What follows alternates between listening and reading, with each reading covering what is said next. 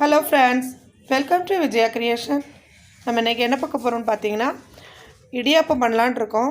Rice floor பயன்படுத்தி அதுக்கு ஒரு பவுல் எடுத்துக்கோ, ஒரு வாட்டி எடுத்துக்கோங்க. அதில் வந்துட்டு 1 கப் பச்சரிசி மாவு எடுத்துட்டு திரும்ப ஒரு 1/2 கப் பச்சரிசி மாவு எடுத்துக்கிறேன் நான். இது ரெண்டையும் பவுல்ல போட்டுட்டு இதில் வந்து சுடு தண்ணி ஊற்றி அதை நம்ம பிசையணும். அதுக்காக ஒரு பாத்திரம் வச்சுருக்கேன். அதில் வந்து நம்ம எந்த பாத்திரத்தில் மாவு போட்டோமோ அதே பாத்திரத்தில் அதே அளவு தண்ணி ஊற்றி நம்ம அதை கொதிக்க வைக்கிறோம். கொதிக்க வச்சு இடியாப்பம் புளியறதுக்கு முன்னாடி, அதை பிசையறதுக்கு முன்னாடி நம்ம இடியாப்பம் பண்ணுறதுக்கான பாத்திரத்தில் தண்ணி ஊற்றி அதை நம்ம சூடு பண்ணி ரெடி பண்ணி வைக்கிறதுக்காக ஒரு அடுப்பில் வெந்நியும், ஒரு அடுப்பில் இட்லி பாத்திரத்தோட கொஞ்சம் தண்ணி ஊற்றி அதையும் சூடு பண்ணி வச்சுருக்கேன். இப்போது அந்த வெந்நி சூடாகிட்டு கொஞ்சமாக அதுக்கு தேவையான அளவு உப்பு போட்டுட்டு அந்த சுடு தண்ணியை அந்த மாவில் கொஞ்சம் கொஞ்சமாக விட்டு நம்ம அதை ரொம்பையும் தண்ணி கொதிக்க வேண்டாம், ஆனால் ரொம்பையும் சூடு பண்ணாமல் இருக்க வேண்டாம். கரெக்டான ஒரு பக்குவத்துக்கு அந்த தண்ணியும் இருக்கும்போது இந்த சுடு தண்ணியை அதில் ஊற்றி நம்ம இதை பிணைவோம். இது பிணைகிற பாத்திரம் வந்து பிளாஸ்டிக் இல்லை, அது இந்த மைக்ரோவன் வைக்கிறக்கூடிய அந்த பிளாஸ்டிக்கு, அதனால் அதில் பிணைகிறேன். இல்லைன்னா அது இலகி போயிடும். இது இடியாப்பம் பண்ணுற பக்கம் இப்படி இருக்கணும். நம்ம பிடிச்சோன்னா ரொம்பையும் கிளுகிளுன்னு போகக்கூடாது, ரொம்ப கட்டியாகவும் இருக்கக்கூடாது, அந்த அளவுக்கு இருக்கணும்.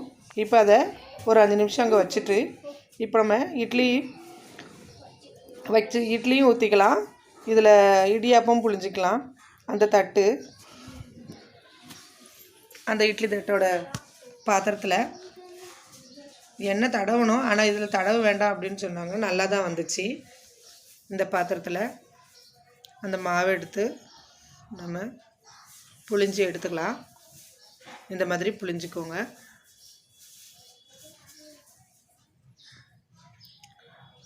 மொத்தம் இதில் 4 தட்டு, ஒரு தட்டுக்கு 4 குழி இருக்குது.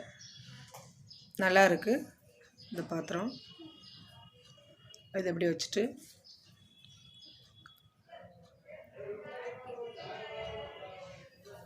உப்பு எல்லாம் சரியாக இருக்கான்னு பார்த்துக்கோங்க.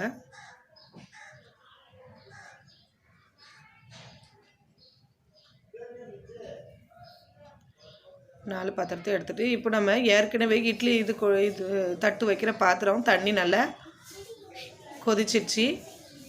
அது உள்ள அப்படியே அந்த தட்டு 4ஐயும் வச்சு மூடி வச்சுக்கோங்க. 5 அல்லது 6 மினிட்ஸில் ரெடி இடியாப்பம். அவ்வளோ ஒரு இன்ஸ்டன்ட் ஃபுட்டு இது.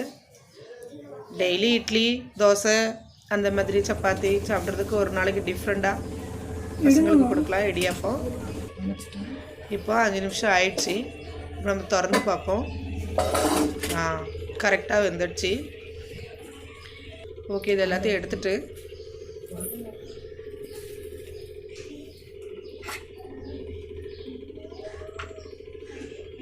இது கூட சட்னி அல்லது தேங்காய் பால் அல்லது நார்மல் நம்ம மில்க் இருக்கு இல்லையா, அந்த மில்கில் சீனி போட்டு அதுவும் சாப்பிடலாம். வெள்ளை குருமா. இந்த வீடியோ உங்களுக்கு பிடிச்சிருந்துச்சுன்னா லைக் பண்ணுங்கள், ஷேர் பண்ணுங்கள், கமெண்ட் பண்ணுங்கள். விஜயா கிரியேஷனுக்கு சப்ஸ்கிரைப் பண்ணுங்கள். தேங்க்யூ.